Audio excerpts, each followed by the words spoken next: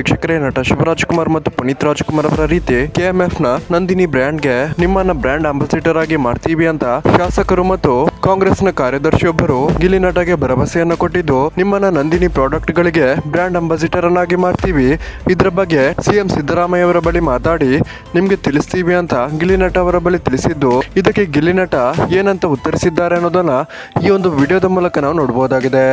ಎಲ್ಲ ಕಡೆ ಬರೀ ರಾಜಧಾನಿಯಲ್ಲಿ ಬರೀ ಇವ್ರದೇ ಎಲ್ಲ ನಾವು ಅಂಗಡಿಗಳು ಇದೇ ಮಾತಾಡ್ತಾ ಇದ್ದೀವಿ. ಒಂದ್ಸಲ ಕರ್ಕೊಂಡು ಬರ್ತಾರೆ ಬಂದ್ವ ಎಲ್ಲ ಅದಕ್ಕೆ ಸಾಕ್ತಿದೆ.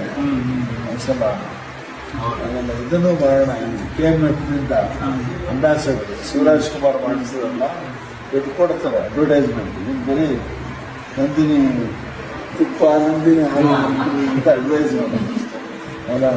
ಬೇರೆ ವೀಕ್ಷಕರೇ, ಗಿಲ್ಲಿ ನಟ ರೀತಿಯಲ್ಲೇ ಟ್ಯಾಲೆಂಟ್ ಇರುವಂತಹ ಬಡವರ ಮಕ್ಕಳು ಬೆಳಿಬೇಕು ಅನ್ನೋರು ಈ ವಿಡಿಯೋಗೊಂದು ಲೈಕ್ ಮಾಡಿ ಮತ್ತು ಇದರ ಬಗ್ಗೆ ನಿಮ್ಮ ಅನಿಸಿಕೆಯನ್ನ ಕಮೆಂಟ್ ಮೂಲಕ ತಿಳಿಸಿ.